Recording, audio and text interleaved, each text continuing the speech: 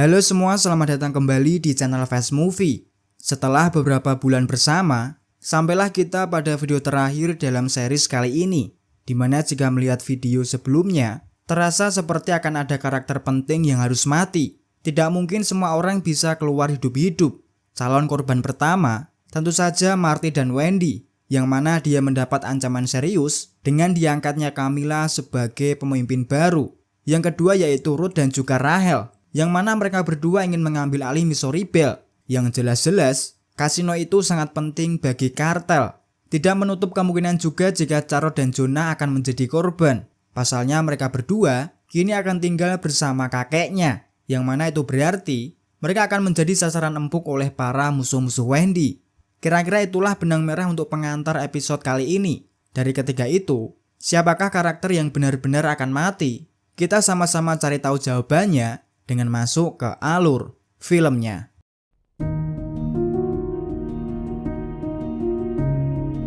Kehilangan kedua anaknya jelas merupakan masalah besar bagi Wendy. Dia telah melakukan segala cara untuk bisa menyelamatkan keluarganya, dan sekarang dia tidak punya pilihan lain selain menjalani takdir yang sudah Tuhan gariskan.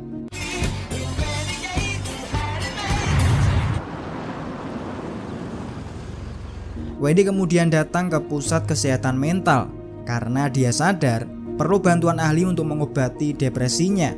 Dengan memiliki banyak uang, Wendy berpikir bisa mendapat privilege untuk mendapatkan layanan cepat. Tapi realitanya, dia tidak bisa membeli fasilitas rumah sakit yang mengakibatkan Wendy segera diusir dari tempat tersebut. Just take this. Take this. I will pay double. Just let me in for one night.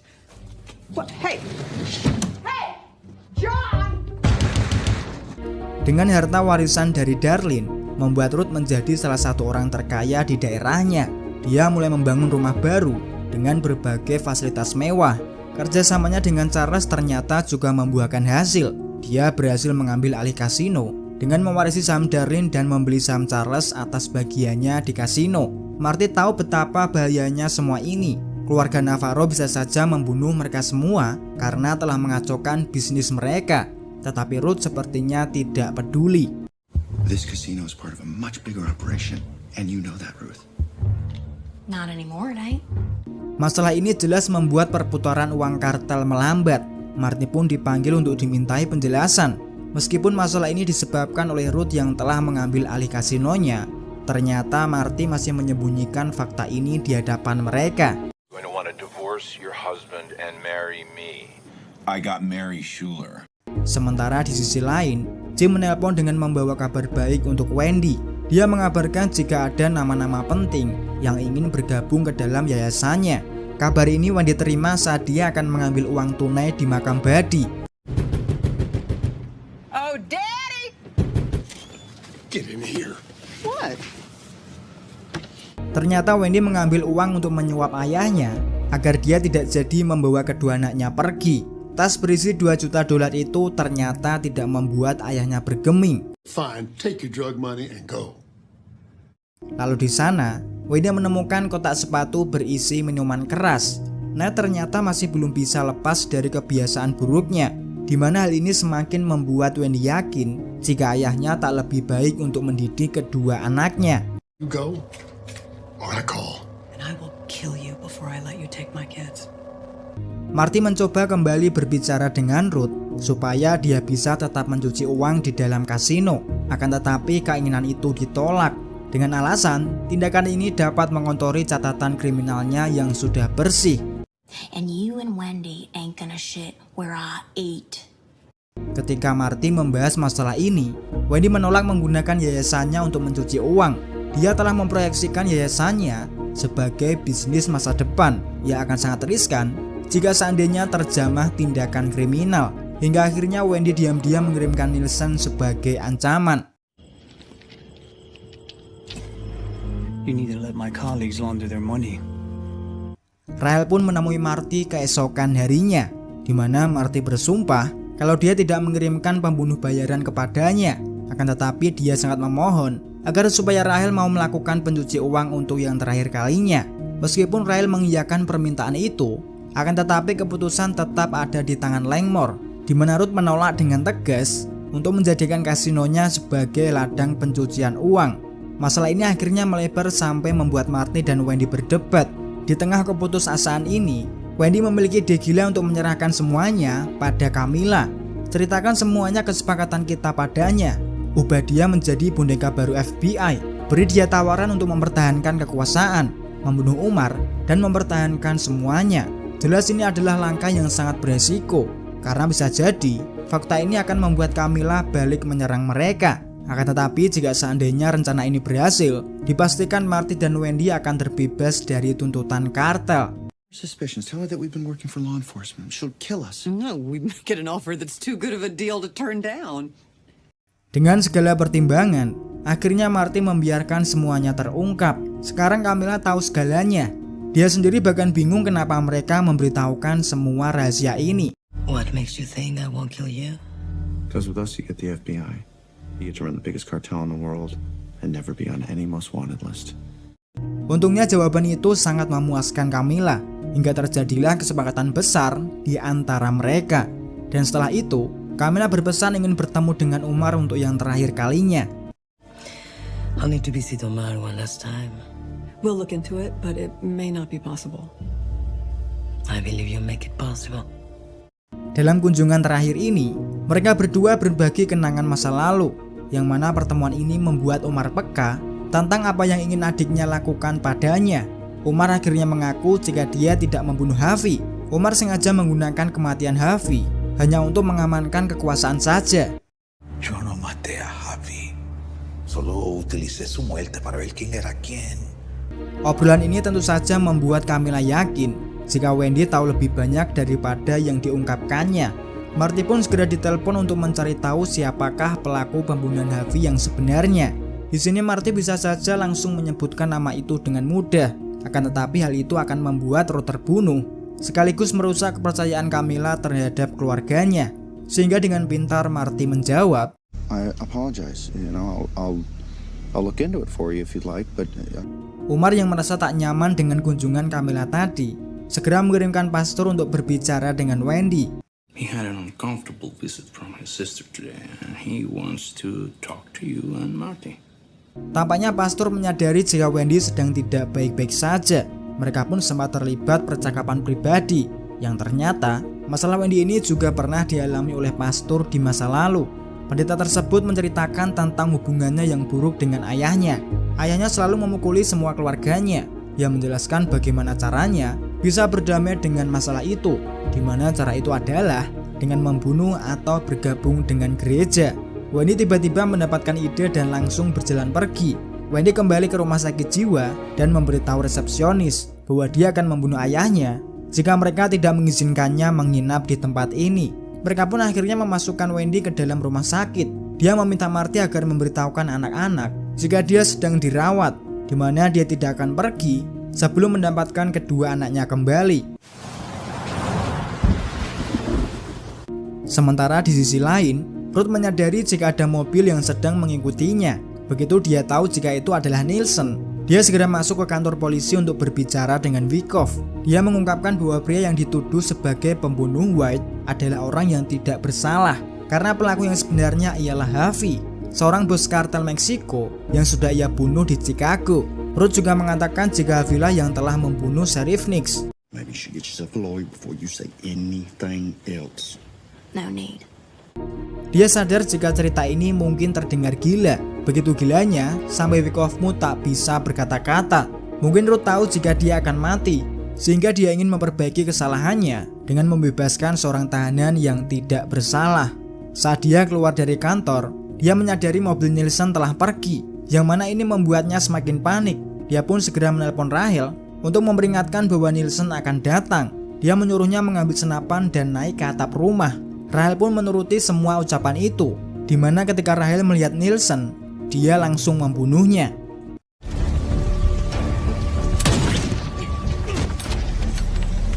Keesokan harinya, Ruth menutup kuburan anggota kartel itu di bawah sebuah kolam renang setengah jadi. Pada momen itu, dia berhalusinasi melihat White ada di depannya, menatapnya dengan senyuman, seolah berkata jika dia akan selalu menemaninya dalam kondisi apapun. Halusinasi itu kemudian terpecah oleh kedatangan Marty. yang memintanya untuk membantu membawa kedua anaknya kembali atau dia akan membunuhnya dengan mengungkapkan kepada Camilla bahwa dia telah membunuh Harvey. I don't give a fuck what you do, but if my kids get in that van and they go to North Carolina, I'm telling Javi's mom everything. Kemudian Marty bertemu dengan Camilla. Dia menunjukkan kepadanya rekening keuangan yang sekarang bisa dia akses. Ia juga menegaskan bahwa FBI telah menyetujui pemindahan Umar. Dia memperingatkan bahwa jika Umar terbunuh selama pemindahan itu, insiden ini hanya akan disebut sebagai kecelakaan, yang pada dasarnya berarti Umar akan dibunuh dengan cara seperti itu, sehingga nantinya Camilla dapat memiliki kendali penuh atas kartel tersebut. Akan tetapi sebelum rencana itu dilakukan, Camilla ingin bertemu dengan FBI lebih dulu. Sementara itu, Ruth mengunjungi Wendy untuk mengatakan padanya jika dia tak bisa mengontrol keinginan Charlotte dan Jonah untuk tetap tinggal bersamanya. Jadi jika seandainya dia bisa mencegah mereka pergi dari Ozark, Wendy harus berjanji tak mengatakan apapun kepada Camilla. If I keep my end, you'll tell Marty to call off Narco Bitch. I promise. Disinilah momen dimana Wendy dan Ruth mulai saling berbaikan. Wendy menyampaikan permintaan maafnya karena telah membunuh ayahnya di masa lalu. Sementara Ruth juga berhenti menyalahkan Wendy atas kematian Ben, karena dia sadar jika dia tidak mengeluarkan Ben dari rumah sakit, mungkin Ben saat ini masih hidup. You were right. If I'd just left him here, he'd still be alive. Setelah itu Ruth mengunjungi ayah Wendy, di mana Ruth mengajak Ned untuk minum bersama. Ketika Ned mulai mabuk, topik pembicaraan mereka segera beralih kepada Jonah dan Charlotte, di mana Ruth menanyakan jika seandainya Charlotte akan seperti Wendy dan Jonah akan seperti Marty, apakah yang akan dia lakukan? Ned santai saja menanggapi masalah itu, yang menandakan jika dia tidak peduli dengan nasib cucunya. Ned sama sekali tak ingin merawat mereka dengan baik. Dia melakukan semua ini hanya karena ingin mengalahkan Wendy. Dari sini Ruth menyadari tingkah asli Ned yang sebenarnya, sehingga dia segera menodongkan pistol ke arahnya, sembari menuntut agar dia memberitahu Charlotte dan Jonah yang sebenarnya. You're gonna tell them exactly what you just told me. Berkat bantuan Ruth itulah, akhirnya mereka menemui ibunya di rumah sakit. Wendy mengakui apa yang dilakukannya selama ini adalah salah. Dia mengakui bahwa Ben mati karena ulahnya. Selama ini Wendy memang selalu berusaha mengendalikan apa yang dia inginkan. Jadi sekarang dia ingin memberi mereka kebebasan untuk melakukan apapun yang mereka inginkan. Ucapan itulah yang membuat mereka ingin tetap tinggal bersama keluarga. Perkara Wendy berkata jujur atau tidak tentang pengakuannya ini sebenarnya tak jadi persoalan. Bagi Charlotte dan Jonah, kebebasan untuk berpikir dan bertindak sendiri adalah hal yang mungkin mereka dambakan selama ini. If you want to go, please, go. Setelah Wendy membujuk anak-anaknya, Wendy berkendara bersama sebagai sebuah keluarga, mendengarkan musik soul yang indah sambil mengobrol tentang masa depan mereka. Tapi kemudian Marty kehilangan konsentrasinya, dan yang terjadi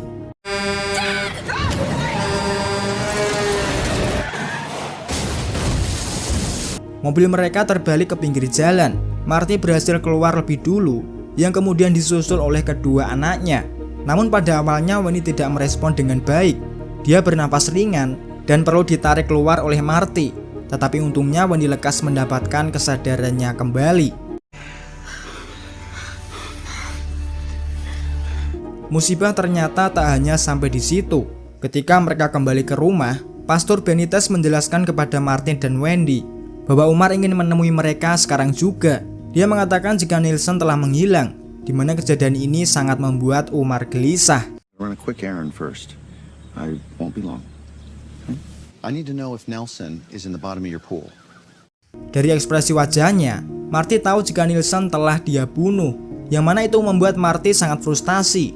Dia kemudian menawarkannya sebuah jasa, yang mana jasa itu bisa membuatnya mendapatkan identitas baru dan menghilang bak ditelan bumi. Akan tetapi Ruth tak ingin jasa seperti itu. Dia masih ingin menggunakan nama Langmore sebagai nama belakangnya. Sekali lagi, Marty memintanya untuk menjadikan kasinonya sebagai ladang money laundry, yang mana tindakan ini akan disetujui langsung oleh FBI, sehingga nantinya tak akan mempengaruhi catatan kriminalnya. Scene kemudian beralih di mana Marty dan Wendy kini bertemu Umar di dalam penjara. Umar memberitahu mereka bahwa dia yakin jika Camilla berada di balik upaya pembunuhannya. Dia ingin mereka menelepon suatu nomor rahasia yang akan mengurus saudara perempuannya. Umar tampaknya benar-benar akan membunuh Camilla. Umar kemudian menanyakan perihal rencana pembebasannya, di mana mereka menjawab kalau semuanya telah siap. Daftar SDN maupun uang cash untuk menyuap, semuanya sudah Marty siapkan.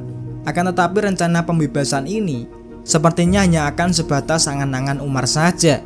Pasalnya setelah itu, Marty dan Wendy mempertemukan Camilla dengan FBI, di mana FBI mengkonfirmasi bahwa malam ini sel Umar akan segera dipindahkan, alias Umar akan dibunuh saat pemindahan sel itu. Tak lama kemudian Ruth dan Rachel sebagai perwakilan Missouri Belle datang untuk menyepakati kasinonya sebagai tempat money laundry. FBI memberikannya dokumen perjanjian saksi kooperatif yang menandakan mereka tidak akan dituntut karena telah melakukan money laundry pada usahanya. Sementara untuk perjanjian Camilla dengan FBI hanya akan bersifat verbal namun tetap mengikat.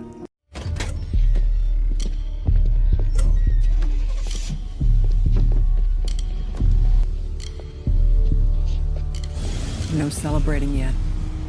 Setelah itu, Wendy menemui ayahnya yang hendak pulang ke rumah. Dia mengungkapkan jika yayasannya akan memberikan sumbangan untuk menemukan Ben sampai dia ditemukan. Bagi orang normal, tentu saja sumbangan ini adalah rezeki nomplok. Ned bisa mendapatkan apa saja yang dia inginkan. Akan tetapi belas kasihan Wendy inilah yang sebenarnya membuat harga dirinya jatuh. Ned sangat berambisi untuk mengendalikan putrinya. Akan tetapi, upaya ini malah balik menyerangnya. Dalam upaya merayakan kesepakatan baru dengan FBI serta pendanaan untuk yayasan, kasino menggelar sebuah acara besar. Jim memberitahu Wendy bahwa ada banyak donatur baru yang terus berdatangan. Tease me some names, just for a high. DeGroot, Bedwell, Melody, Finley. Saat Umar dipindahkan dan kedua anak Marty tengah mendiskusikan masa depan mereka, adegan kunci terungkap di saat Marty, Wendy, Camilla, dan Claire tengah saling berbicara. Camilla bertanya pada Claire, apakah dia mengingat sesuatu sebelum putranya meninggal. Camilla menelusuri cerita Claire dengan hati-hati dan menyadari jika ceritanya selalu berubah-ubah. Akhirnya Camilla mengatakan bahwa dia akan memaafkan Claire jika dia mengatakan yang sebenarnya sekarang. Tapi jika suatu hari nanti dia tahu kalau ada sesuatu yang belum dia katakan, Camilla berjanji akan membunuhnya dengan sangat sadis. I'll have someone slice you from your gun to your chin. Takut dengan ancaman itu, spontan Claire mengatakan jika pembunuh anaknya ialah Ruth Langmore. Ini adalah titik balik yang sangat menggemparkan. Marty dan Wendy hampir menyelesaikan masalahnya tanpa ada tragedi. Namun ucapan Claire ini telah merubah segalanya. Camilla tahu jika Marty dan Wendy dekat dengan Ruth. Jadi jika mereka memperingatkan gadis itu sebelum dia membunuhnya, mereka akan Camilla bunuh. Nyawa Ruth dipertaruhkan dalam hal ini. Akan tetapi Marty dan Wendy juga tak bisa berbuat apa-apa. Wendy mengalami hiperventilasi dan memikirkan berbagai pilihan untuk bisa menemukan cara menyelamatkan Langmore. Namun Marty menganggap pilihan tersebut mustahil karena apapun yang mereka lakukan sama artinya dengan bunuh diri. Ruth sendiri terlihat meninggalkan pesta lebih awal, sementara Wendy masih terus khawatir jika beban ini akan terlalu berat untuk ia tanggung. Karena bagaimanapun juga Ruth telah berjasa membawa Charlotte dan Jonah kembali ke pelukannya.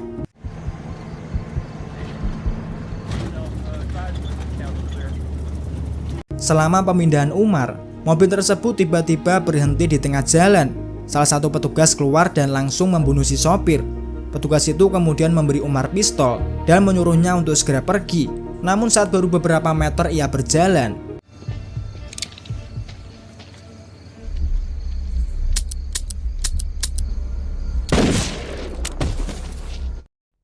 ketika Ruth kembali ke rumahnya, dia melihat sebuah mobil terparkir di jalan. Dia pun segera memeriksanya. Akan tetapi tidak ada orang pun di dalam sana. Hingga tiba-tiba Camilla muncul dari hutan dengan pistol di tangannya. Ruth mengetahui bahwa akhirnya Camilla tahu perbuatannya, sehingga dia mengatakan tidak menyesal telah membunuh Harvey. Dia bahkan menantang Camilla untuk mengangkat senjata dan segera menyelesaikan semua ini secepatnya. Are you gonna fucking do this shit or what? Ini adalah momen yang mungkin dibenci oleh para penggemar, tetapi kematian Ruth ini rasanya tak bisa dihindari. Ruth akhirnya mati sebagai dirinya sendiri, mengumpat pada orang yang menodongkan pistol ke arahnya dan menolak mati seperti seorang pengecut. Kamera lalu diarahkan kembali ke pesta, di mana ketika Marty dan Wendy berpidato di depan para donaturnya, dia terlihat sangat tertekan. Mereka telah menciptakan kehidupan baru yang selama ini mereka dambakan. Akan tetapi di balik pencapaian ini, ada banyak korban berjatuhan. Mereka pun sadar akan hal ini, yang mana itu membuat mereka tak bisa tersenyum, meski bisa survive sampai di titik ini. Hingga kemudian mereka menyadari, jika jendela pintu rumah mereka telah pecah, di mana perbuatan ini dilakukan oleh Mel Satham. Detektif memberitahu mereka bahwa dia tidak bisa fokus bekerja di Chicago karena dia terus terfikirkan untuk menguak kejahatan mereka. Hingga kemudian dia menemukan sebuah toples berbentuk kambing. Namun anehnya toples itu tidak berisi kue, melainkan sebuah abu yang detektif yakini sebagai abu Ben. Marty dan Wendy jelas ketakutan, sehingga mereka menawarkan uang agar detektif berhenti menyelidikinya. Tetapi Mel mengatakan jika uang tidak selalu bisa menyelesaikan masalah, karena dunia tidak berjalan seperti itu. World doesn't work like that. Since when? Series ini kemudian ditutup oleh layar hitam dengan suara tembakan.